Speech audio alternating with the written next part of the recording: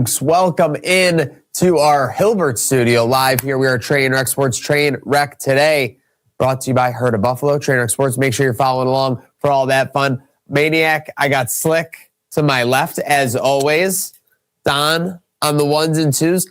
I don't know if we can say that producer Alex in the saddle. He's in like the throne. He's in the chamber over there. Keys to the mansion. He's got his own corner. He's got some nice studio monitors. I don't know if we're using them, but they look good. It's like when you move into a house, like you're not taking advantage of the full size. We're about like 80%, 90%. We're going to be like we're going to be getting some other things going as well. But how's it feel? It feels good. I love being here. I love being here. We tried warming it up for you. So I will say, kept the seat warm. You know, we were in an office before this, and now we're on a college campus. The parking situation, it can be a little chaotic. Can be a little crazy there, but that's because Hilbert College is bustling. We got people coming in learning. We got people coming in growing, and we are getting better every day. You know who's not getting better today? You know who's not feeling very good? Who? The Patriots of New England. A devastating, defeating loss in the big game yesterday. We had a great time at Sports City Pizza Pub. Just kind of overarching at what's your biggest takeaway day after for 30 to 45 seconds before we get into the whole day of it, the whole game of it, the whole pageantry of the Super Bowl. Patriots just did not deserve to be in that game was my biggest takeaway. Seattle was clearly a dominant team. It was showing from start to finish. Drake May was running for his life. Clearly not an MVP. We got that part right, but you can only control so much in terms of who gets to the Super Bowl, but they did not deserve to be there. Yeah, I mean, we have some people already in Instagram saying worst Super Bowl ever. I thought it was pretty good. I enjoyed it. I enjoyed but mixed feelings because as a Bills fan, you kind of are feeling like, man, it should have been me. Like, you know, like it really should have been. Story was all perfect. They had no business being in that game. There's like four teams in the FC. I'd say I would be bold enough to say there was a team sitting at home that didn't even make the playoffs that I thought could have put up a better fight in the Baltimore Ravens. But like, hey, we play the games to play the games. And, I think it's a sure sign, though, that Drake May is not an MVP caliber guy faced against a defense like that with a healthy offense, very healthy offense. Couldn't do anything. I think Tampa Bay could have put up a fight in that game, too. Yeah, I think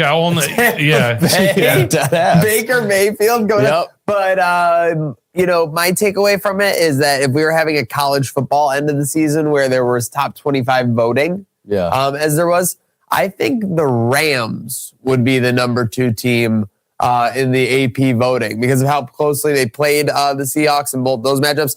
And especially when you look at the MVP voting, look at what Matthew Stafford did against that Seattle defense twice at Seattle versus what Drake May did yesterday. I mean, you're talking a world of difference. Yeah, I mean, it makes it seem crazy now that he only beat Drake May by 1 vote. Yes. Insane. Ridiculous. It really, I think a lot of MVP voters really got to be looking themselves in the mirror this morning because, again, there are no excuses for the type of game Drake May put up yesterday, other than facing a superior defense that he was just not prepared for and outmatched. I think we'll have storylines coming out of this. I'm sure the injuries can be played into it. But let's throw things into neutral before we get too into it. I was just going to say, bottom line, one guy read his play sheet and one guy didn't at the end of the day. That's true. Sam Darnold was checking that play sheet from beginning to end. So we began with Sports City Pizza Pub. Amazing pregame there. We did get a little Patriots hacks in the way, but we still were able to get the pregame show underway. Everything was done. Very fun there. The pregame of the Super Bowl. I don't know if you guys saw any other clips. We saw like the Mannings and Brady come out. Did you see Jay-Z? No, I think this is when the show started and there was just absolute chaos because we could not get the camera worked on its own monitor, couldn't get it up through the switcher. Gonna have to see what's going on with Sydney there. But yeah, I really unfortunately missed most of it up until the national anthem, I'll say. Because I was just running around trying to figure out what's going on. You were ahead, like not caught up, but like literally on a swivel trying to make a lot of things happen. So obviously appreciate you, Mr. Boat. with that said, we got our takes in. We got the pregame props. And did you mention the defense in the pregame? I can't recall at this point. No, that was a live one. I told Slick at halftime, I'm like, this is way too low for, half the game being over and it's only at 12-1. Most times to start a game, it's like 25 to it's up there like 20s. Oh, I agree. And then, so I think we got it at around 12 or 13 and got a boost on it up to 17. So just absolutely incredible there. So that was a live one. But the ones we did talk about pregame were first kickoff touchback and then Kenneth Walker. Kenneth Walker over free on the rushing and receiving yards. I said it was free. It was over by half. He hit with 2 minutes left in half. Yep. And let's not forget the early wager winning on the coin toss with heads. Set the vibe. I don't want to jump right to the end, but did you see me snipe the Gatorade color on the pregame as well? I did see. Again, we're at the beginning. You did snipe the pregame Gatorade color, lime, right? Lime yellow, green. yellow, The green. yellow one. Yeah. By the way, I always say I never call that green. I call that yellow. Yeah, I would too. I just wanted to make it correlate for the Seahawks in that matter. Or no, I'm sorry. I never call it yellow. I call it green. I'm sorry, lemon lime Gatorade. I just call it lemon lime. What do you call? That. What color do you call lemon lime Gatorade? Oh, does it look yellow? I think some people call it yellow. Do people call it yellow? I just call it lime, lemon lime. Yeah, I get you. I get you. I don't know by the flavors. I call it by the colors. You got orange, red. Don't judge a flavor by its color. That's what we don't do. It is a little yellow looking, but it's lemon lime. To put a button on the pregame of it all, was this one of the more underhyped Super Bowls of all time because of the Darnold and May factor and kind of maybe I guess Seattle they would say is a smaller market. I don't know. What did you guys think in John that Mikulik regard? was saying the Bay Area was dry in terms of Super Bowl marketing leading up to this. Yeah, well, he knows. He's been to what now? 6 or 7 of those? 8 of those? Yeah, around there. So he's a Media Row vet, and especially in the valley down there in the Bay Area. So it's crazy that they weren't marketing that out the wazoo to begin with. Underhyped, probably deserved, like you said, just with the 2 guys leading the pack. I'm trying to think of the biggest storylines from last week. It was is it going to be a defensive crazy game? Is Drake May going to show up? And then everyone going crazy about the Fanatics jerseys? I'd say a big part was too everyone looking back to the Seahawks, Marshawn Lynch of it all, where they lost and Malcolm Butler, who's a rookie. They're lucky this was a rematch. They were pretty much hyping it up as that. I think that's all you had because again, even the Seahawks, great team, well-rounded, very much deserved a Super Bowl. There weren't really any stars though. Any guys like Kenneth Walker, he played great, but there weren't really any big names in that no media darlings. Stephon Diggs had one of the biggest media gatherings when he did his obviously speaking. I think that was last Monday or Tuesday night for sure. But like you said, there were no personalities. It seemed like last year even you had Saquon, you had Patrick Mahomes, you had the Jalen Hurts of it all. Matt Collins found a way to be part of the personality of it all. He looked like he was the only one ready to go. I'd say in terms of marketing, he's the only one that's really showed up all games. I use media darlings because Stephon Diggs, well-known name, I would put in celebrity sphere, but that fellow isn't hyped to market him, unfortunately. You know what I mean? Yes. He's not exactly he's not all the guys that darling. Yeah, the NFL is all the guys that you mentioned, Saquon, Stephon Diggs isn't in any commercials, right? Yeah. You got Diggs, or you have Josh Allen, Saquon's in commercials, Pat Mahomes is in commercials, Joey B. Jalen Hurts. Kicking it off with the flaming Super Bowl the Olympic torch for the Olympics 2026 in LA. But not a lot of guys in the marketing sphere that you really are in love with. So a little underwhelming in the lead up at least. All right, so back to the Jay-Z though, but for the pregame. Yeah, I did see him, but I was really worried about going to this. With the daughters. Do they have 3 daughters? Jay-Z and Beyonce, because there are 3 girls with them. I thought he had one or two. Okay, so there may have been one extra, but he was taking a picture of Blue Ivy. Someone got in the background of the photo and just seeing. They do have 3 daughters. Okay, so there we go. So all 3 were daughters. So seeing Jay-Z though, like Jay-Z took the photo and there was someone in the background. And he's like, oh, there was someone in the background, and the daughter was like clearly just like get it right, Dad. Like it was just like Jay-Z's never looked like more of like just like a normal dad in that situation. Right. Sorry, 2 daughters and a son. Okay, gotcha. The one are twins. Yeah. Okay. Okay. Wow. Okay, that's fair. The cool, so that's why I didn't know about them, I guess. They came into the picture together. Yeah. I don't know. Like I've missed some things over. Yeah, they had twins in 2017, a boy and a girl. Okay. Oh my goodness. I'm all about it. I need to get caught up. Someone needs to catch me. I need Nick P's stat. Boy and a girl from Jay-Z and Beyonce, twins. That's insane. I feel like that would have how did I miss that? Yeah, that's just my flying under the radar is kind of suspicious. That's my real question in it all, for sure. Is Beyonce involved in this? Yes. Okay, so speaking of Beyonce being involved, she's not involved in the first half. But there really wasn't much going on in the first half, boys, as we get into it. Seattle, New England. We even had our giveaway at Sports City Pizza Pub for every New England turnover. We were giving away signed memorabilia thanks to our friends at TSE. We weren't able to do that in the first half, but it was just a 9-0 first half. I mean, the one thing that sticks in my mind now looking back at it, because you look back on everything with reference right now, that's the day after you're doing kind of the autopsy of it all. Kenneth Walker won his MVP here. This was where he won the MVP. I mean, and I know it's easy to say he had 90 yards in the first half, but if he doesn't dominate like that, if they're maybe slow running the game, maybe Drake May and that New England, defense gets something going. Maybe it's a 7-3 game at half. Maybe it's a 7-7 game at half. But just seeing how like good New England defense was playing, obviously Kenneth Walker kind of made the difference in the first half. Is the thing my takeaway the day after that, and he had the reason I was like, this prop is free is like, I've seen them run the same plays that they were running there. Those running back screens. Those are the exact plays I want the Bills to. Yes. I want them to bring keep the screen game, just move it to the running backs instead of your wide receivers. Because then you have your wide receivers out front to block. You're not throwing away basically a guy in the backfield. It's just a numbers game. And he had a couple good plays where you thought maybe he's dead behind the line, makes one guy miss. That's all it takes. And it turns it into a 9-yard rip right there. So, huge from him, huge for me and Slick. Slick rode with the pick. Love it. End of half, not much to talk about. The only thing is I'm traumatized from Patriots of the past. Yes. But I turned to you and I was like, them not getting one touchdown when they've been controlling the whole game has me nervous that all it takes is one. Patriots are back in it. Proved not to be the case. But I think the vibe was there. Exactly what you're saying, right? That they didn't stomp on the Patriots' face. They didn't knock them out.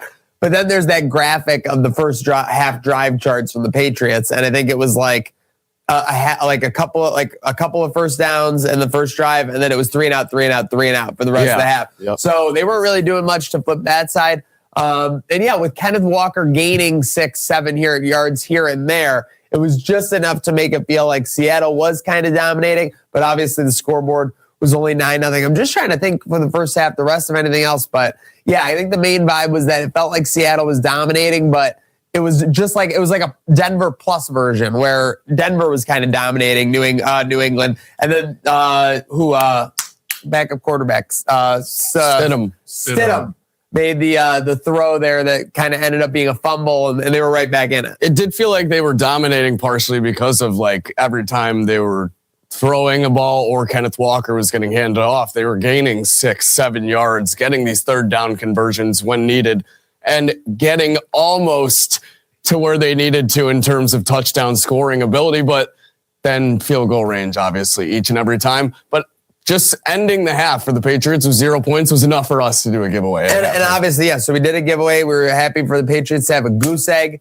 Let's see, what else we got? Do you see the Zach Charbonnet talk? No, who's that? It's kind of like the joke, like, because Charbonnet, I guess, was getting a lot of burn for the Seahawks earlier in the year, and even maybe earlier, like a couple weeks ago, as recently. Okay. He got nicked up, and then it came kind of the Kenneth Walker show. Yeah. And it's kind of like people were like, well, maybe if they had Zach Charbonnet, we would have done a little better, because like he's more of a plunger guy. So there was a little meme here out there, a little bit going on. Obviously, with Walker dominating. Real quick, Darnold, before we get into the halftime show, he wasn't the MVP, but he avoided not being the GOAT in this case. And what I mean by that is the scapegoat. There were a couple throws that ended up behind the receivers, off on a couple throws. But overall, boys, and this was the case for the rest of the game, he didn't really make the big mistake that New England was obviously trying to force him into. Yeah, I was surprised. I was sending to the lunchtime locks chat before. Both quarterbacks were pretty juiced to throw an interception. Like you said, Darnold did throw some balls behind guys. Cooper Kupp, I think, a few of them. Yep. But it wasn't completely in an accidental spot, or at least a jeopardizing spot. Made the play when he needed to, and like you said, avoided the big mistake. That seems seemingly what he's done all season. Just avoid the big mistake and do just enough to put your guys in a position to do the rest and eventually win the game. And it works out in quantity sometimes as well. Yeah, there was that one pass in the first half, the slant into the end zone that like really could have almost was picked off. Yeah. That was really the only major one. But yeah, I mean, was a classic. I think Seattle knew the game plan too. They're like, we're going to stand on our defense and hence, why they were just going for field goals and not doing anything crazy. I mean, we were joking about how both teams were running back draws on 3rd and 9s, 3rd and 6s. So yeah, I think they just were like, we've been great because we don't ask too much of them, need too much of them, and that's all you got to do when it comes to big games. So yeah. Get happy for Darnold. Sam Darnold in a Super Bowl for first quarterback from the 2018 class. Yeah.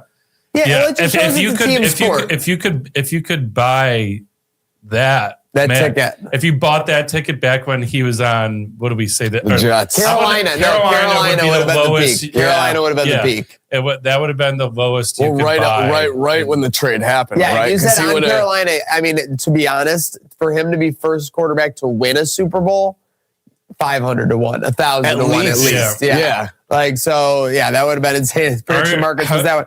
How are you feeling if you're a Vikings fan? Tough. I actually, when I went to bed last night, that was my resignation. When I go, the only fan base that really feels worse than like the Bills by how this all ended up is definitely the Vikings. Yeah. That kind of gets lost on everything for sure. Yeah. Yeah. 100%. I mean, because they brought him in basically to rebuild. They go 14 and 3 and kicked his ass to the curb. And then they banked on their younger guy, 9. And the rest of the team didn't show up either. So JJ out. Yeah. Vikings, we'll see. A lot of storylines developing there. I don't think the Vikings have ever been to a Super Bowl, right? That doesn't feel right. I don't think they've ever even been. I don't think they've been to a Super Bowl. They've been to a couple NFC championships for sure. Yeah, I was. No, they have. They're actually the same as the Bills. They're 0-4. Oh, in my face. Oh wow, yeah, Vikings fans. We got a lot in common, I guess. Damn, that's what I'm telling you. Like, we're both misery. I used to work with a Vikings fan, and I'll tell you what, I've never seen a guy who's just like as ready for miserable things to happen to him with his football team as a Buffalo fan. Like, he was ready. Well, you know what it was? I worked with a Vikings I was texting him. This is ironic. I was texting him. It was 7 years ago or 8 years ago during the Saints Vikings playoff game when Drew Brees and the Saints came all the way back, and then Diggs had the touchdown at the end. Yeah. They were up like 14 or something in the second half, and I was like, "What's your confidence level?" He's like, like 95 or whatever. And I swear to God, like, I'm pretty sure like they threw a pick 6 on like the next play, or Brees like went deep for a touchdown the next play. He messaged me like 75. I was just like, oh no, that's a big drop. Have you ever hear that Minnesota Vikings, the radio host? Oh, he's the best. Great calls. He's the best.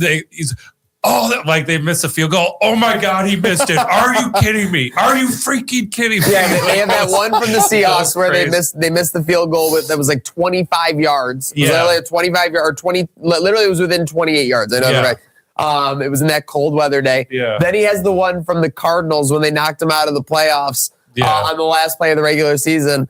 And then one of his best, because it's actually just like so apathetic, is when Brett Favre threw that pick against the Saints in the playoff game. Yeah. He's like, Brett Favre rolling right across his body, intercepted. I can't believe it. Like he's running back the other way. I can't believe this. Like he literally did it like that. Like he literally became so disengaged from the moment. It's a classic call. The guy's an absolute legend.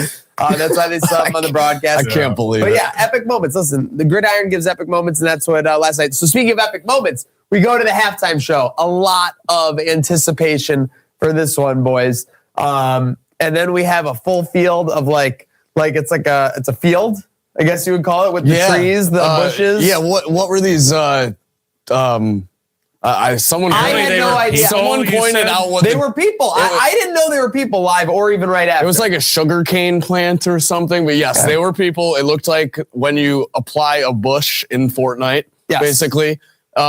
And there was hundreds of them. And from what I heard, did some extensive training for this role. 8 days of work, 70 hours total. They all made like $1,400. So not like terrible. Yeah, I mean, if you're just standing in a tree costume, you don't have any lines, and you just have to be there on time. Were they standing, or did they dance? Did they dance at all, or were they just no dance? Rehearsal. Did you see the trees dancing? Movement. But did you see the trees dancing? There was definitely a lot. Did you see the trees dancing? I just asked you. Well, that's what I'm saying. You would have known. You would have noticed. I did not see them. Okay, but with that said, there was coordinated movement though, and that's what the training was for. Yeah, I mean, rehearsal I got to be honest, it was probably really boring. Could you be on your phone when you were at a tree at rehearsal? No. You don't have to move, though. You don't have to move. You can't just definitely can see the light up in the tree. Okay. Someone would have screamed at you, That's fair. That's fair. Yeah, so we got the trees. Seriously. So he had the porch and the little villa there. He has that at his concerts. You guys have seen this video? So he's got that's typically where he hosts his VIPs. That's where our guy Daniel Garcia was hanging out when he did the Toronto show. Shout out DG.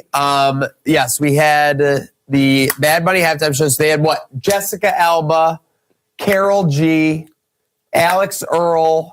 Pedro Pascal. Alex Earl worked her way. Alex Earl worked her way into this. They just flew by the porch. I didn't notice any of these people in real time. And then you go through this star-studded lineup of who's hanging out on the porch. And it's like, wow, I completely missed it. What were you guys more excited for, Ricky Martin or Lady Gaga? Lady Gaga, dude. Oh, my goodness. Ricky Martin was more of a surprise. Lady Gaga, I got tuned in because all the prediction markets were all over. They had her minus 500, right? Is that happening just the day of before, though, like we were talking about? Because there was a ramp up. There was a big ramp up. I didn't see her leading up. So, like, there was not a mention of Lady Gaga, and then one of the prediction markets, someone started hammering her, and then everyone was all over it. I don't know. Hard to say. What song did Ricky Martin sing? It was like didn't he do Gasolina? It was a So that was pretty hot. That was dope. That was pretty hot. Yeah, but, maybe something else too. I forgot. Yeah, he looked good Ricky Martin looked great. Just to be fair, all credit to him. He's living La Vida Loca, but he's got the right skincare regimen. That's for sure. Just looking at the rest of the halftime show. There's a crazy video that Flava Flav posted where Cardi B is in his box and then he pans to the field and it's like the halftime show is still completely set up. Oh, what? That's all I know. It ended and she got up there. So I don't know if she left right away and went up to Flava Flav's box. That's all I could say is I just watched this before the show. I had to throw it in. It's a video from Flava. He literally, and in the tweet, he goes, wait, how the hell is Cardi B I'm trying to do my Flava Flav voice in my suite, but the halftime show's going on. I feel like she could have been on the porch and just immediately got swooped out of there and elevator right up immediately to the box. I mean, I don't know. When you're wife/girlfriend of a player in the game as well as a very important performer of the halftime performance, I think you'll get some special treatment. Yeah, you'll be whisked through that stadium as quick as you need to be. Yeah, if I've learned anything from watching behind the scenes on the Eras tour is a lot of these stages you can just fall in a coffin and they zoom you out. Yeah, that is true. Literally, there's elevators in a floor where you just go down and then they take you out and no one even sees you. So. It's kind of like sending your bag off at the airport. Just goes through a whole system, unseen. Yeah. Maybe Jake saw this video, thought she was hanging with Flava Flav. It could have been possible. It could have been eyes on the talk about what happened after the game. Bad ending for everybody. I'm trying to pull this up here. I mean, because this video. Okay. I'm sending this to you. All right. It's such a good tweet. It's such a good tweet from Flava Flav, though. I'm sorry. Hold on. I'm going to read it as I'm sending it to you. Has Flava Flav ever made an appearance in a Super Bowl halftime show? I feel like he's gotta. I feel like he has once. Yeah. Tweet. This got me tripping. How is Cardi B on the field and in my suite at the halftime show at the same time? 3 exclamation points. Comma before the 3 exclamations. So that we can let the video speak for itself. We can play this video from Flava Flav when Don gets it pulled up. But I'm sorry, I cannot move past the halftime show with it before we get an answer to this. Yeah, that's fair. I mean, Flava Flav's concerned. Cardi B's how is the Patriots offense not able to move on the field at all? Yet Cardi B can whisk anywhere area in the stadium seemingly like a snap of fingers. Sounds like they needed her part of the offense last night. Yeah, Josh McDaniels probably could have figured. Josh McDaniels probably would have benefited figuring out how Cardi B was getting her moves up. Then it's up. Here we go. Okay. I'm hugging. So that sounds like Ricky Martin's part, right? Yeah. Wow. Okay. Oh wow, that was before she was on this on the porch.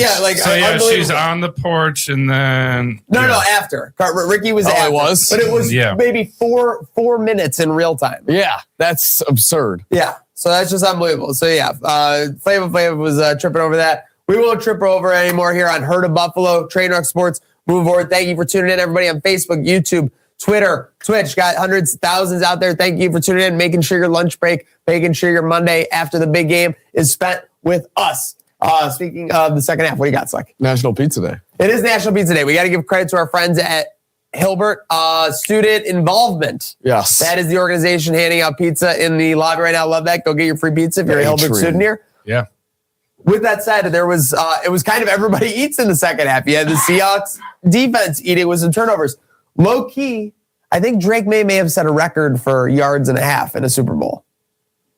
Dude, he had 240-ish yards passing in the second half. Oh my God, I didn't even... It was crazy. It didn't feel like it at all. Because he was behind the whole time. Then he had about 130. He had 200 yards, by the way. He had like almost 200 yards in the fourth quarter. He was running for his life, too. It had to be in the fourth quarter. Yeah, I do think a lot of it was Seahawks were just like... Yeah, they were easy enough. We're not going to let up any 80-yarders, over our heads. Like, you want to take a 15, 20-yard... At the end of the day, it never got closer. It never got closer than what night? So it got to, second half here. You get to 12-0. They're still grinding them, right? Yeah. Then the Seahawks, I think they got a turnover. I think it was the Drake May fumble. Fumble, yep. Fumble, and then first touchdown of the game to Barner. Right? I forget. So then they were at 19-0. This was kind of like the Patriots getting hit in the face then, because that kind of woke them up a little bit. They get that one throw from May downfield, which, Don, you and I in real time said was one of the more ridiculous throws we've even seen at an NFL level. It was literally between 5 defenders, 35 yards downfield. Yeah. Unbelievable. And then they run a hurry up after that play where they just take the snap and they throw a fade. Matt Collins touchdown. Yeah. So instantly they went 19-7. Then you have the Seahawks. I don't know if they go 3 and out, but the Patriots get a stop. They get the ball back. It felt like there was a chance for the Patriots here. Is all I'm saying. That's why I expected this. That's why we didn't. It was never over until they were 6 feet down in the dirt in terms of this game, because we've seen Patriots teams in the past always have a chance within the score, at least in that type of situation. So. Yeah, I think after that touchdown, they stop the Seahawks, get it back. Then I think May throws a pick. Yeah, that was right. And so that was the first pick that didn't go back all the way. Yeah. Which I think we have to mention. I think it was that turnover. We do another raffle giveaway, and who wins the raffle? There were like 4 Patriots fans total at Sports City amongst about 100 people, and one of the Drake May enthusiasts won. to be honest, she was more than happy to get the signed Danny Gare item. So I told everyone there were more than 4 when I handed out these raffle tickets, and I gave them a forewarning that it was for a Patriots turnover. At least they would go away happy because they won something. So there was equal balance at Sports City Pizza Pub last night. Yeah. There were more Seahawks fans. No, I meant equal balance in terms of giveaway. Oh, yeah, no, for sure. So that was the giveaway where we got to the Patriots fan. That one happened, and then what? There was a quick little field goal drive because then they went up 22-7 after that. Yep. Yeah. Then May tries to come back down the field, throws it, I think, a little bit deep over the middle, if I recall correctly, and pretty deep, and a pick six. Yeah. I think it gets tipped. That was the same. May have got tipped. And that was ball game. Yeah. There was a little window though. There was a little window. Was it sweeter now looking back at it before we wrap up like the end of the game? Obviously, and the falling action gets a little close to the over under.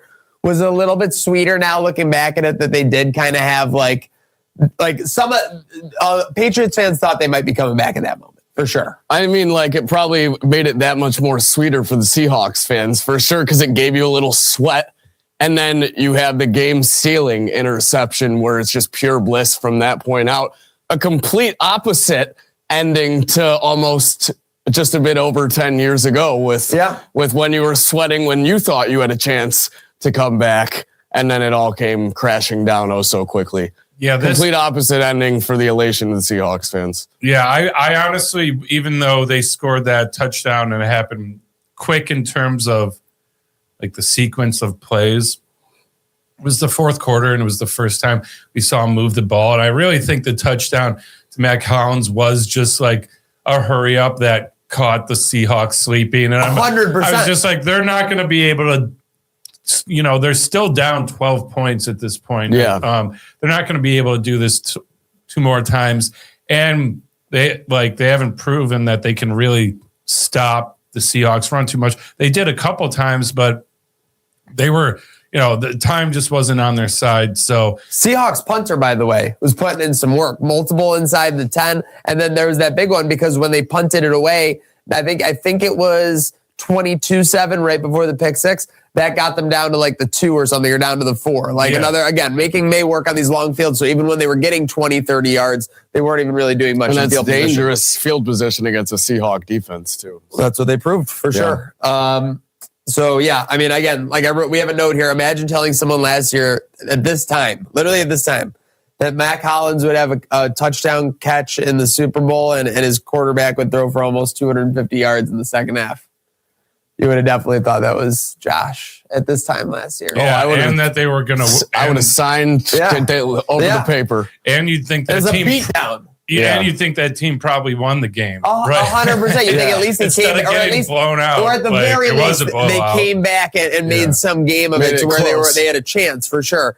But anything else from the falling action for you guys? The one benefit of the second half, we were able to do a lot more giveaways. So we got that done. But what do you guys take away the next day? We talked about the first half. What are you guys taking away from that second half? Kind of the falling action of the Super Bowl.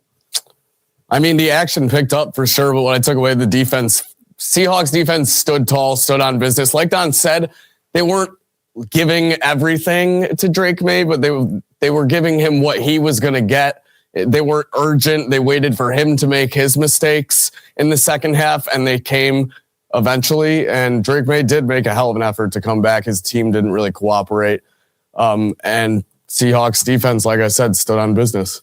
Yeah, I honestly, for me, by that fourth quarter, like I said, I was like in the beginning, we were all like, please, we cannot have a Patriots win. But I kind of entered a zone as if I didn't have a horse in the race because in my mind, I'm like, it's over. This is Seahawks. So the action I actually liked. It was like I sitting back and being neutral and just wanting points scored, and it stayed under the 45. I blinked for a second. Didn't it go over for a play? Didn't Kenneth Walker bust one to the end zone? They called it back on holding or something? Yeah. So it went over for a play. But I mean, the fact, by the way, we acknowledge the fact this game got over is insane. Yeah, absolutely insane. Sorry, even close. Even within the live over under at halftime. Sorry, within striking range. The live over under at halftime was 32. Well, the Kenneth Walker one was weird too because there was like a minute 30 left, and like most guys are just going to fall down, and he's like, no, we're taking it to the house. So yeah. I don't blame him for that. That was a little sweaty. Hey, if I lost that one, I'd enough by then. That was just, especially with the defensive touchdown coming back. I mean, that was the cherry on top. I was assuming, I almost forgot I even placed that at half because I thought it was going to be a loser. So yeah. Yeah, no, that was awesome. Awesome.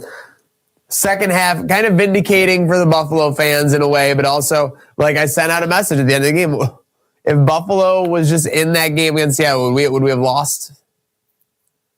Probably, but would we have lost as bad?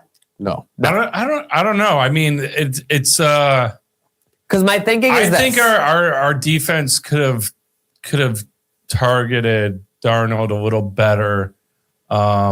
And I really think it was going to come down to how our defense played against them. I think based on how I saw us perform against the Texans and the Broncos, I mean, Texans, we had a bad half and we still put up 20, 23. I compare them both because those are like the top 3 D lines in the league, right? Broncos, we put up 30 against. So like that's the story is you're spitting some truth. People say, the wide receiver room, offense, but put up 30 against the AFC equivalent of a Seahawks defense. Right, but so our defense also didn't really play. They played one half versus the Broncos too. That's true, but if you're going into the game, who would? I guess it's hard in hindsight to say. Are you more afraid of Bo Nix or Sam Darnold? Bo Nix for sure, but they beat us and put up 35 points. Looking at how Kenneth Walker ran the ball yesterday, you don't think we would have been getting gashed like that for 7 to 8? Yeah, every single time. When we beat the Jaguars, they were running for 7 yards to carry on us. Like, we definitely snuck away in that game. But yeah, I think we definitely would have got run over. I think it would have been, spread would have been similar, but I think with Josh Allen, there's just no way you were getting boxed up like Drake May got by someone. That's why it's so ridiculous that he was in the MVP voting last week. The over would have hit in the first half if Josh Allen and Sam Darnold were in this game. Yeah, I mean, if we want to harp on Patriots fans a little bit, like if the equivalent was, imagine if the Bills go to the Super Bowl, Marv Levy basically, him and his wife are like, we don't fuck with you. We don't want you to win. Jim Kelly and Thurman Thomas are like, we have no dog in the race. Because that's pretty much what happened to the Patriots. And they had the two faces of their dynasty, their 6-ring dynasty, couldn't fucking care less. Yeah. I mean, you have Bill's girlfriend trolling the owner, making fun of him with terrible week for the Patriots faithful. Tom Brady doesn't care and is pretty much silent throughout all of it. And I think there was a lot of copium. Well, we're here, we're in it, it doesn't matter. And then now, dancing like Foxy Grandpa with Alex Earl at the Super Bowl party. All of that happens. It's like, and it seems again like both, like if we remember how it went down, like Tom didn't want to leave. He pretty much got chased out, which is why he went chased out. And same thing with Bill. Never forget that. They did chase out their 2 guys that started the dynasty, so they wanted nothing to do with him. Drake May on the MVP, no trophy for you, and then you get blown out in the Super Bowl. So low key, we pretty good ending to that. I'm pretty glad that Chapel Bill excommunicadoed Drake May pub from UNC. If he was a Super Bowl champion or an MVP, that would have been brutal. Now he's not either. Patriots scouts aren't even allowed at UNC, and he's not allowed. Bill's probably doubling down on this for next year. He's probably he didn't go and get it done, did he? So why should we even be talking about him? Exactly. Winners get it done. Oh man, no days off. So that's if we're recapping the NFL season. A week like that got to make you smile. I am God, are you kidding me? That was a very therapeutic week. So glad we can put these 2001 Patriot Tom Brady comparisons to bed because they were just so outlandish and absurd from the jump. If you watch the NFL playoffs that I did and thought that this team was even close to what the 2001 Patriots looked like. Yeah, I mean, shout out Mike Vrabel. He did a great job coaching him. He's still a whiner. He still whines too much. But he did a great job coaching. That's for sure. If you got a gay for May shirt, what are you keeping it? 100%. You can't stop now. You don't stop slightly, that now. So I'm bi curious for Drake May now. You gotta full on stay still committed for sure.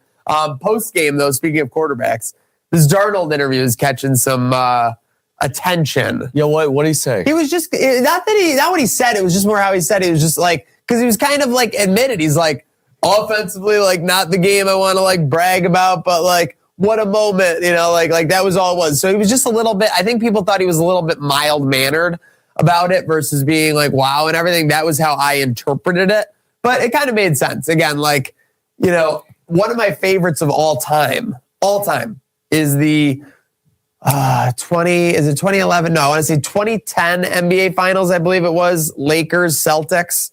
Lakers win it in 7 games. Correct. I believe it was, right? Was it 7 games? 2010, I feel like it was like 5.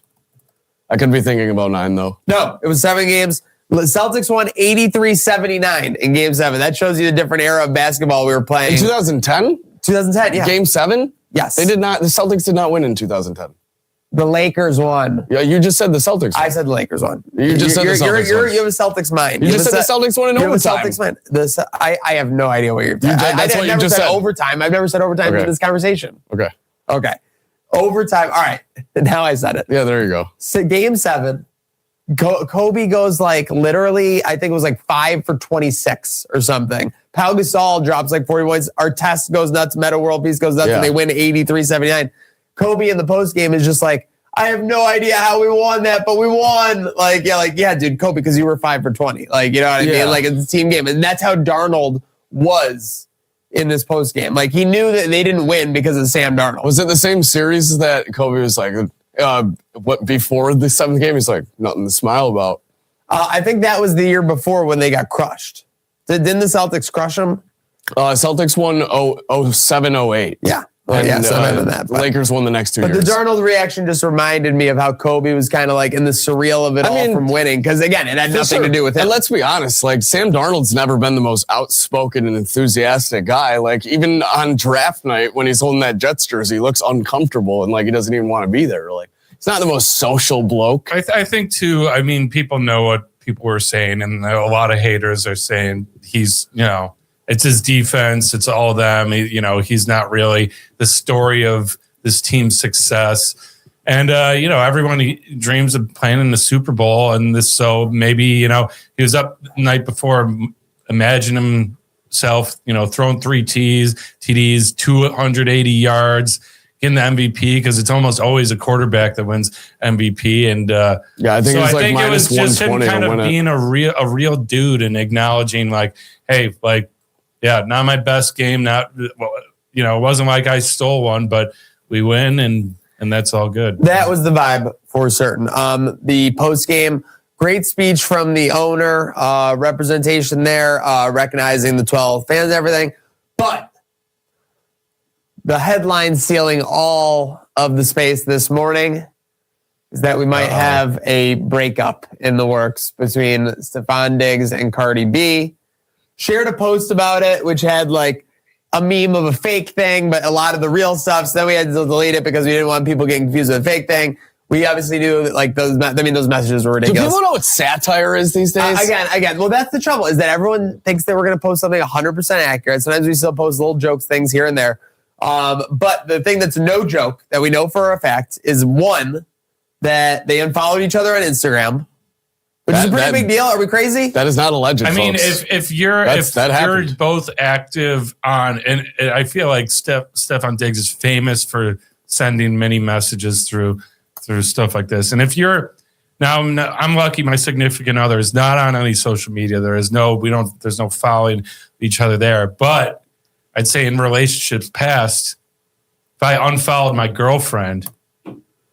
That's what I'm saying. If you unfollowed your girlfriend, there's going to be some splaining to do. Yeah. I before accidentally like pocket text or like when we're on vacation sharing locations, accidentally stop sharing location, and I've heard about it. So like, Cardi was on a carpet a day before or something. This is the other factual thing we got, or piece of evidence. You would say, let's just see if I can pull it. Ooh. Hold on. We got some access. I got out of there. Sorry, folks. I didn't mean to do that. Sometimes it happens. Message for Stefan before the game. One inspired message for him. Good luck. Oh, wow. I'm just telling you, like, Cardi B, who does not need any form of an excuse to, like, yell, be outrageous, go nuts, say that, like, she's going to do this. Do you have any message for Stefan before the big game? And she just looked, like, melancholy right in the camera. Just like, good luck. Good luck. Like that. Like, that was all it was. Oh, wow. Yeah, so it was... It was in the works. Yeah. So this wasn't something that happened because of some event last night, most likely. This is probably in the works for weeks. People, the tinfoil hats are saying this was like a PR campaign. There's a lot of things going on. I mean, there's kids at play here. Come on. I mean, like, what was a PR campaign? Like the whole relationship. I mean, having a kid for a PR campaign. That's what I'm saying. I mean, if anyone would do it, at play. Yeah, that's if anyone would do it. PR. If anyone would do it. No, I'm not buying that. I don't think Stefan Diggs would have to pay more child support as a pass off. Seems to love doing it. He's like, yeah. Just keeps opening up his wallet. Someone, it's funny. I think too, if anything, he probably just went to San Francisco. Was like, there's girls everywhere. I'm going to the Super Bowl. I'm hotter than ever. I don't want to be in this relationship anymore. That's possible. I think he's a dog. You know, it is funny because someone in Media Row asked him if he gets his rings, or when the media reporter said when you get your ring on Sunday. I got to get mine first. He smiled it off, though. If things were in the works, I would love to know what was going through his head answering that question. He was probably getting warm up there. Oh, in his brain, dude? No, he laughs so hard because he thinks that person's clueless. Yeah, well, that kind of works. Well, yeah, that's all it is. But as we roll on here, Trainwreck Today E067? Yes, sir. Oh no, you both did it. That was troublesome. Boys, there's only one way to solve what you just did. The kids are going crazy now. And that means it is time for the Power of Four, sponsored by William Matar Law Offices.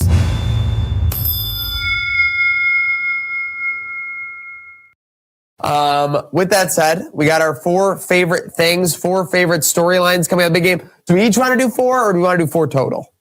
Let's each do one, and then ask someone in the chat. Ask someone in the chat. Chat, get your favorite storyline that came out of last night's big game in the chat right now, whether you're on YouTube, Facebook, Twitter, Twitch, for the Power of Four. My favorite one is confirmation.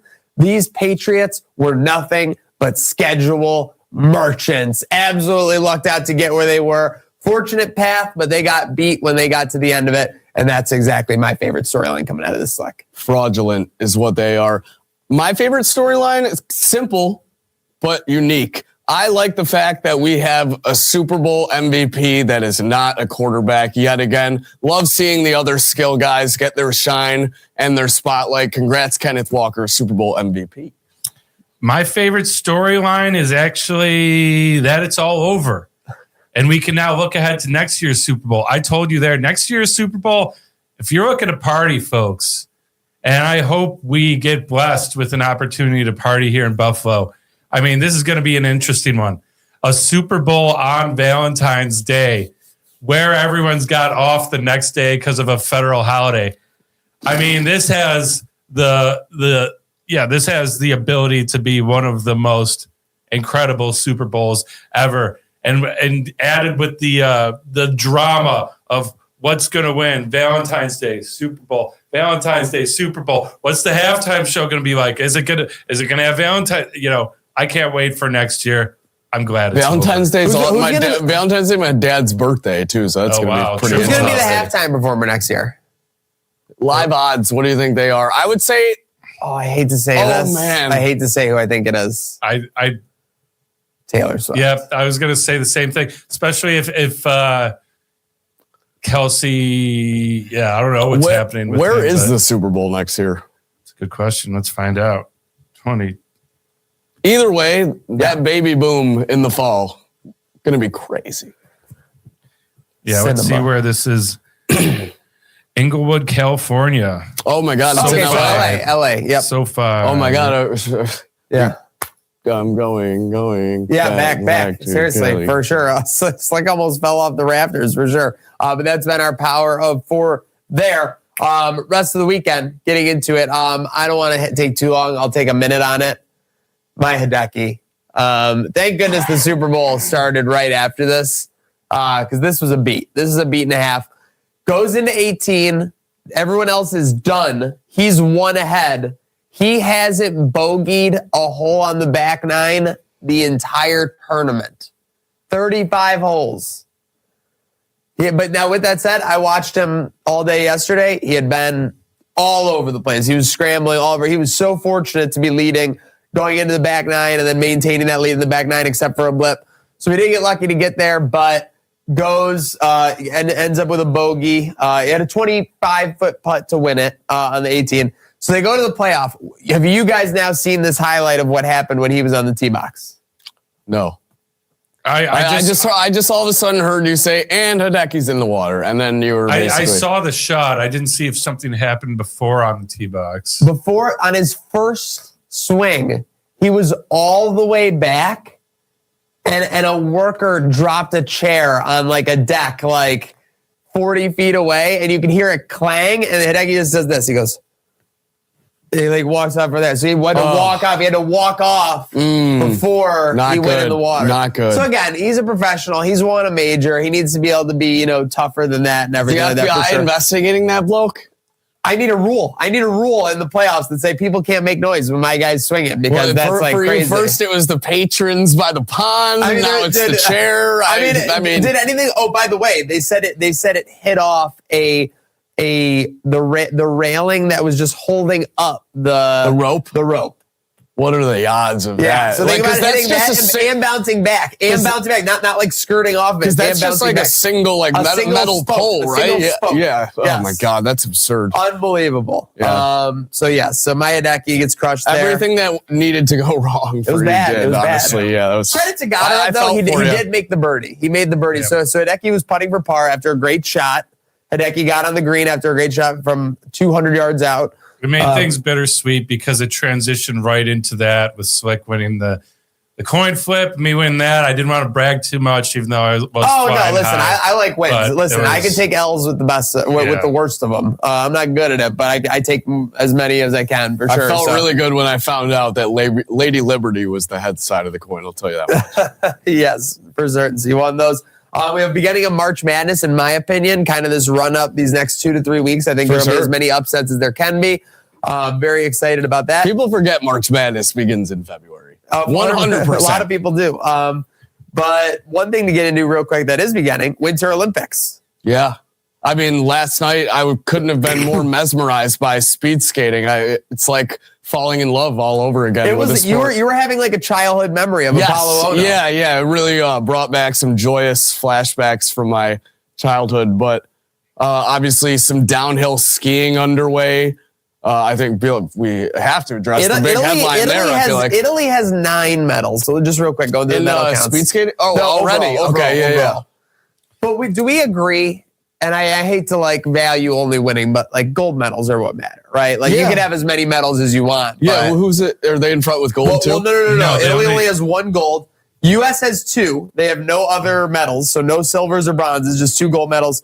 Currently, Norway and Switzerland both have 3 gold medals, and then a couple others on the other column. Okay. So Norway and Switzerland leading the way in the Winter Olympics. Not necessarily surprising. Some early representation in Milan from Western Europe. I feel like the good way to gauge this is you use the number in reverse. So first place gets 3 points, second place 2 points, bronze gets 1 point. You add those up, whoever's got the most points, that's who's your actual first place person. This would be my challenge on that. I like this. I like coming up with the system. Do you think that a gold is really only worth 3x of a bronze, like in that emotion? I think it's worth like 5x. In terms of the margins, I think it depends on the thing too. Like hockey, I mean, yes, team sports are different than like I think speed skating one time. That's probably why they don't grade it that way, to be honest. Yeah, and then like also though, like speed skating. I mean, the difference between first and third could be a millisecond of a second. Right, so, true. Like, there's no real. I don't know. I'm open to. We should come up with a formula. Maybe there is a formula. And we got to figure this formula out. We got lots of time to do it. They're going for 3 weeks. This Sunday, it'll be USA, Canada. USA, Germany. Germany. Hockey. Still a preliminary game, but the action will be underway 3:00 at Sports City Pizza Pub. For sure. That'll be this Sunday. So if you have... Not the first of the U.S.'s games either, so stay tuned for the schedule. I think they might be getting underway as early as the end of this week. So obviously Drake May was under a lot of heat last night, but you know who else is going to be under some heat, boys? The region in these coming days.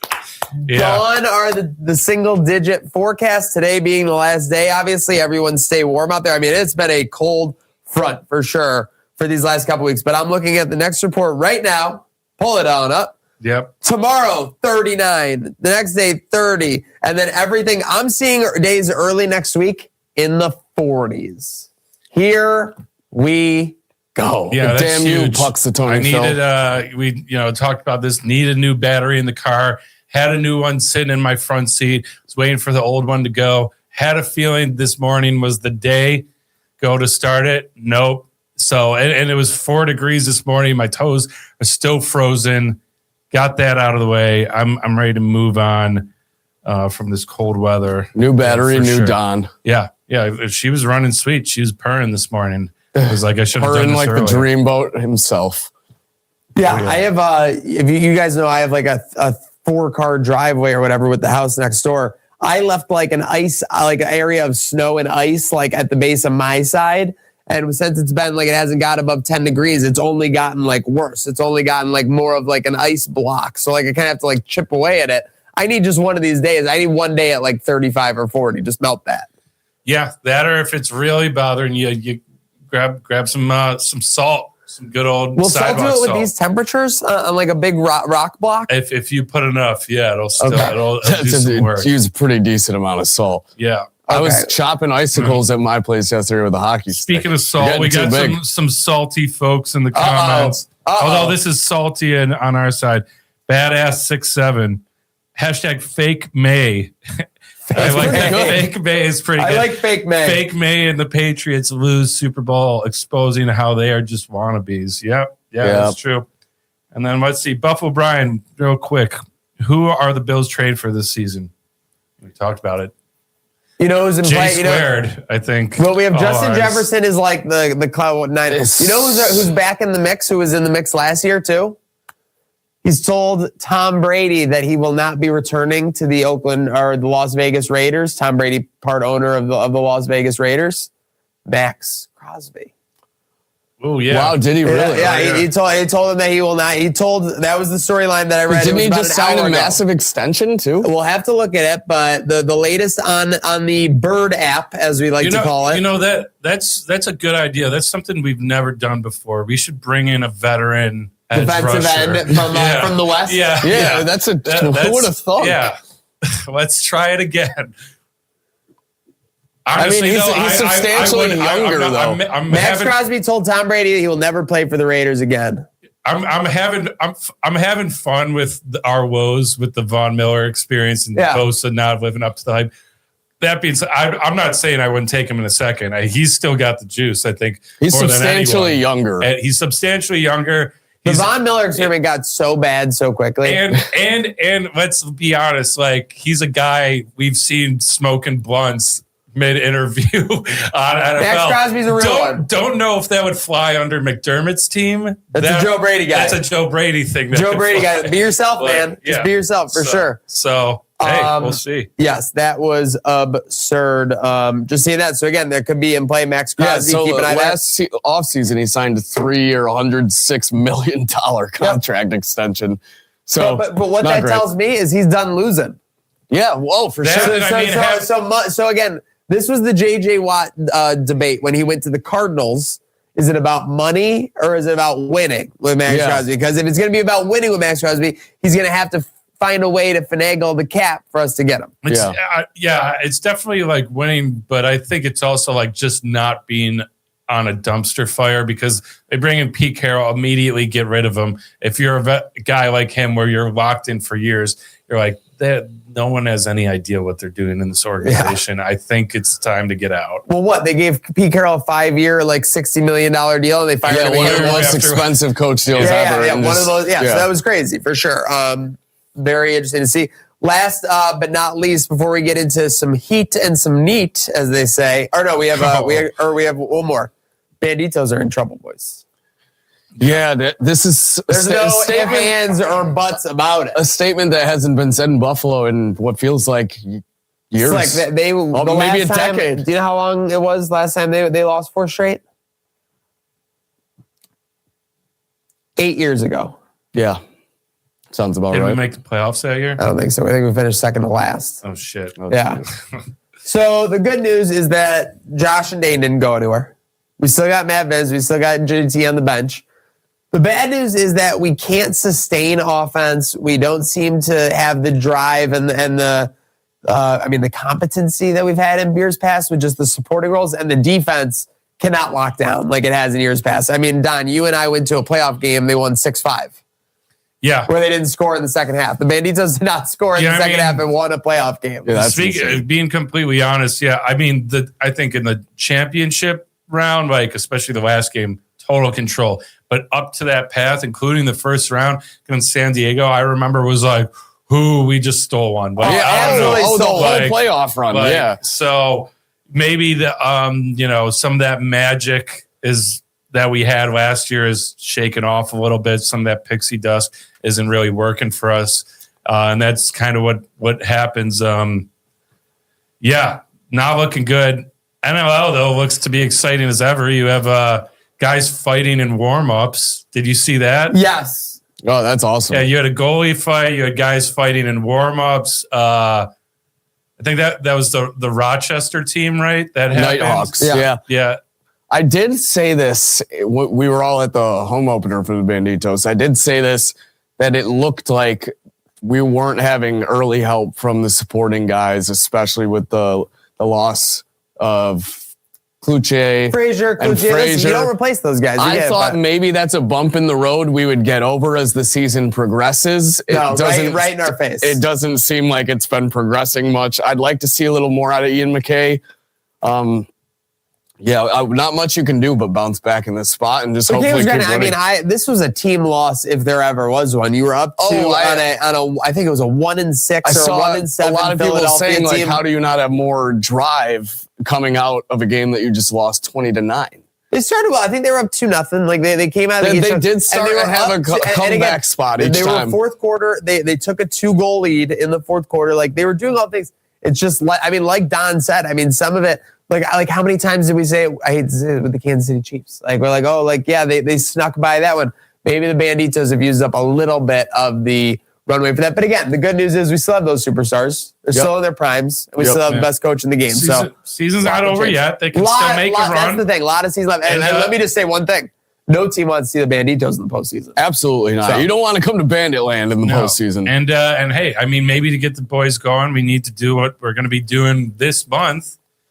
Going back to what we were doing last year, having a little bit of a live party. Well, we got to get some live shows going. Yep. Yeah, we got some live shows coming up with the Banditos pod. So we did not have the greatest record with the live show Bandits games last year. Say that out loud.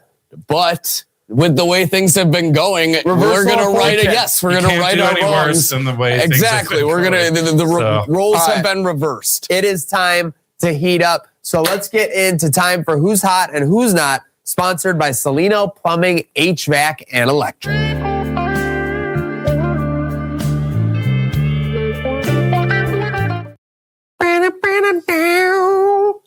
Tell me what you know about the Quad God. So I didn't know this nickname, but my mom showed me this bloke the other day. Absolute legend. I actually broke down in real time with her how hard that is to do on figure skates. Because at least on a hockey skate, you can rotate into the back of your weight. On a figure skate, it goes way past your heel and it's a dead stop. If you even so much as lean back, you're going down. So like to even be able to do a freaking backflip. Ilya Malinin from Vienna, Virginia steals the team gold medal for USA. Guy gets it done. Unbelievable performance. I love seeing every moment of it. Ilya Malinin, the guy is hot right now. Tell you who's not hot. And she did take a little accountability for it. Vita Kimes, and the rest of the Drake May MVP voters. You cannot be looking very strong on this Monday.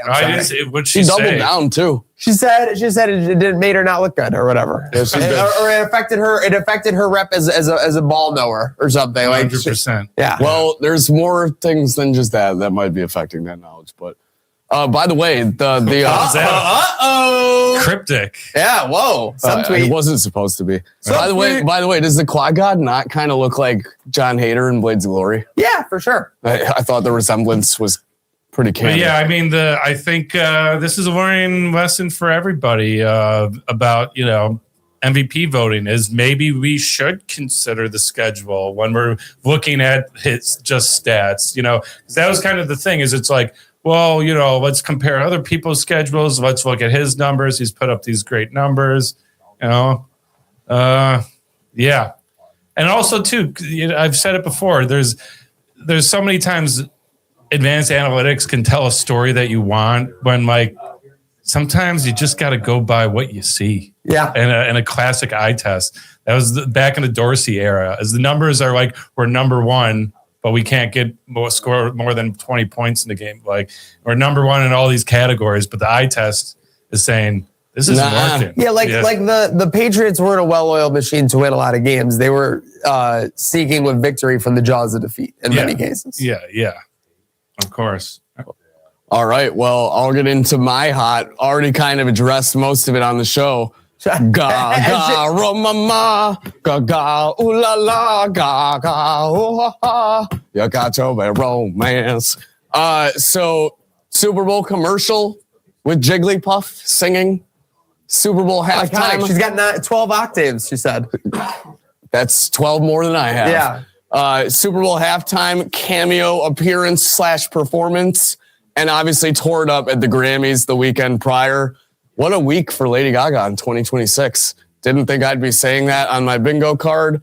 Kind of like I didn't think I'd be saying Green Day on the Super Bowl pre-show either on my bingo card. Great performance from them as well. My not hot. What was that? Is that? Oh, jeez. We're under attack in the studio. Well, I thought it might be my guys' agents coming after me who I'm about to say. Giannis Antetokounmpo. That's his agent sending the cease and desist for this segment that we're doing right now. Apparently, we've had some allegations. Giannis's legal team is one of the more ferocious ones. But the reason I have him as my not hot, obviously stayed in Milwaukee after basically saying for the past couple months that I want to be traded. Probably not a great decision. Might have been promised something behind the line. Or maybe it was all these financial deals that he's just coming up with all of a sudden. He partnered with a certain prediction market that I'm not going to name drop. Don't like him. But we don't like him. And then yesterday, he announces he's a new part-time owner of Chelsea Women's FC. Wow. And a lot of people aren't happy about that. You know how those fan clubs are out there. They're passionate. Very passionate. Rubbed a lot of people the wrong way, as well as him going and bag chasing elsewhere instead of looking for a championship team to play on. Not hot for me and Giannis. I'm really genuinely interested. What would happen if LeBron bought a stake of DraftKings? Would the league put a stop to that? Because now that's 100% a sports book. It's technically happening with Brady right now. Yeah, the prediction market is not. It pretends to be something else. We don't need to get into that. But it's straight up buying a sports book, a stake in it. But do you remember and being a current player? What week was it where Tom Brady was in the coach's booth as part of Fox, and there was the team that was playing the Raiders the next week? Yeah, he owns the Raiders. I think that what you're talking about there is exactly like that, and that they'd have no idea what to do. They wouldn't be able to do anything because it's just such a big situation. It's such a ridiculous situation. Yeah, if you're just hey, I don't have an account. I just want to be in with the books, but then I would love to see LeBron's bet slips. Yeah. Well, even though if you're not betting, if you're making money off the house, and someone before the game says, "Hey, this is the handle we have on your prop." LeBron's definitely the type of guy that bets Ohio State money line every single Saturday, no matter what the juice is. Yes, and buys the points even. It's a strange era we're coming into in sports. But what had me not feeling strange, but feeling hot, is all Puerto Rico, that tiny little island, U.S. territory. Nuts. I mean, listen, the halftime show, I went in, I told you guys, I'm like, I know nothing about Bad Bunny. I'm sure I've heard a song somewhere. I know nothing about him. The only thing I know about him was he was in 2 movies that I saw. One was Bullet Train, and he got murked immediately. And then what was the Happy Gilmore 2? Happy Gilmore 2, yeah. Here's the caddy for for Happy. Yeah, he was Happy's caddy. But I mean, the show visually, just with the palm trees and all of that stuff, like that made me feel like I was on vacation in the middle of a frigid Buffalo February. So that was great. And yeah, I think he gained a fan. I think I'm going to look into some of his stuff. I love the reggaeton beat that. Every single song has that, so it's got. I don't know how anyone can like say that like the beats are not insane because they get your hips moving for sure. Yeah, well, someone whose hips might have been moving a little too much, clearly, based on the child count, Stefan Diggs. No. I think his hips need to chill out a little bit. But yeah, I mean, not hot. First of all, you're the star receiver. You get 3 catches for about 37 yards, and that's deceiving because one of the catches was for 26 yards. Before that, I mean, you had 2 catches for like 5 yards each. You were all over the prop hit. The prop hit with ease. Yeah. So, and then on top of that, I don't need to be a relationship therapist, but if you can't make it through the best of times and the worst of times, then there's something going on, and having to deal with the breakup right after losing the Super Bowl. I mean, who knows who was behind it, whose idea it was, but hey, if that was me, I'd be down bad. So yeah, Diggs, you're not hot right now. How many years does he have left on his contract? I think he's on there for another year. I think it's a 2-year deal. I believe 2 years sounds about right. I believe. I was going to ask if he is a Patriot next year. I think they have a lot of cap. I think this is the start of the slow fading out of being in anyone's head. This year ended not well statistically for him. It wasn't really a great year to begin with, other than like the one Buffalo game he had. It was he didn't even get selected for the Pro Bowl, right? Like, it's not a great year. He's got 1 year left. I don't see him renewing it. I don't know how many other teams want to do that. He's not the same guy he is. And if you're going up a ladder of status of people to date, I think you kind of reached the mountain at Cardi B, and it's only downhill from here. It's only downhill from here for sure. I think unfortunately this is the beginning of the end of the Stefan Diggs story in pop culture, at least in a sense. Okay. Seems like it's not a good time to be Stefan Diggs at this moment for sure. Rolling on here in Trainwreck Today E067. Shout out everybody tuning in Facebook, YouTube, Twitter, Twitch. Heard of Buffalo, Trainwreck Sports. Let's check in. We had a crazy weekend. With the Trainwreck Sports Crash Outline, sponsored by William Matar Law Offices. Don, did we have anybody crashing out? I did see there was something, maybe a buzzer beater right before the show started. Did we? Let me check. I put out a call. I was getting it ready. Let's open it up. Let's see if we got. I saw one. I read over it a little bit. Looked like it might be okay for our friends at the Crash Outline. Right, let's give it a run. Yeah, give it a run. Okay. Let me. I like this flying in the dark. Yeah.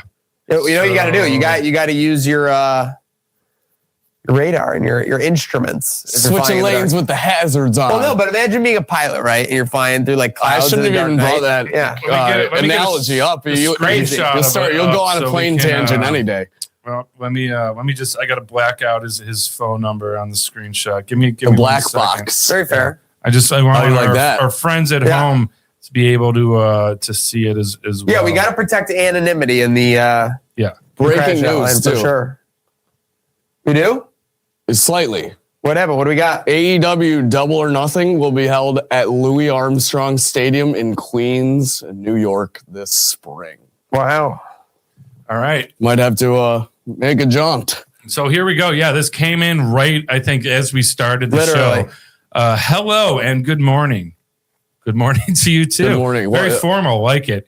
This is Brandon from South Buffalo, reaching out to express my anger and frustration that it wasn't the goddamn Bills in the Super Bowl. Don't get me wrong. Watching Drake, the schedule may get embarrassed. Was cathartic. Great word, cathartic. Love that word. Great. Guys got a good vocabulary. You know what would have been even more cathartic is watching Josh Allen face a zone-heavy defense in the Super Bowl. If we don't get there this season, trade him to the Rams. Oh, this took a so dark he turn. can actually have a shot at the big dance. We've seen messages like this I'm before. telling you, this is like Eichel to the Bruins in the mid-2010s. Yeah, what the hell is going on? I don't want to hear it anymore. No more Josh Allen to the Rams. It is just bizarre being like, if we can't make to the Super Bowl, ship out our best player. So exactly. So we can makes sense. Yeah, like it's a crazy mentality. We cannot do it. I appreciate you, Brandon from South Buffalo. Brandon, we love you. I mean, hey, that's what the line's for. You don't always need your most rationale thought. Sometimes it's you're being emotional, and hey, you might text your group chat and get absolutely roasted. We'll have fun with you here. We won't roast you too bad. Completely. So that's why you got to send in your text and record your voicemails at 716-226-6263. Don't crash out online. Crash out on our line. There it is. Bringing it to a close, boys. 67. We've got our first football season in the books here at Trainwreck Today. We actually started week 1. So fond memories.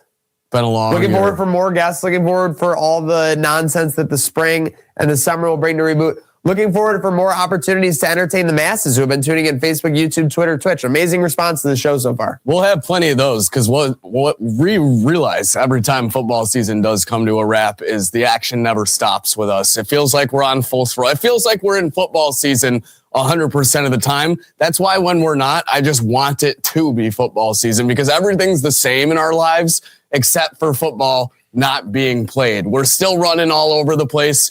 We're still doing content each and everywhere and following all the rest of the sports. So when we have holidays, Herd of Buffalo, make sure you're all the content, the real ladies of Cheektowaga. Yeah. LOL Can't Buffalo. wait to see what happens. I'm actually looking forward to, because think about it. Like you said, football's over. Got 2 more shows this week. I mean, no USA Sabres. Hockey, no Sabres. USA there's Hockey time to breathe. There's time to breathe, boys. And I think we might, come up with some fun ideas, maybe some fun games to do on the shows, maybe some stuff that's not football specific. Maybe we have some fun drafts or something about some cool stuff. We should do a game show. Yeah, maybe we have. That's what I mean. We have the canvas is blank in a good way. We can be a lot more creative and find some fun stuff. And you guys, let us know.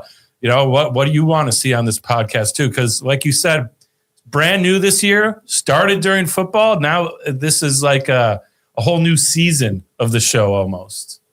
Like the great lyricist Natasha Bedingfield said, the rest is still unwritten. Incredible. All right. Cinema. But thank you for tuning in today. Trainwreck Today, Only you can 67. Slap your skin. Done. Myself, we got producer Jack. Huge shout out to producer Nick making it happen out the gate as well. Huge shout out to Hilbert for having us on National Pizza Day. Let's have a great week. Let's have a great Monday. And let's have a good day now.